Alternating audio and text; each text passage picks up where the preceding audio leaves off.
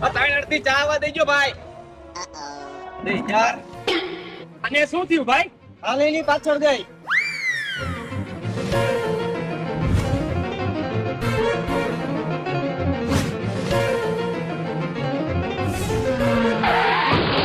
ભાઈ ઉભો તો રે, શું થયું તો કેતો જા. ભાઈ મને એવું લાગે એને લપ થઈ ગઈ હોય ને એવું. હાલ જલ્દી.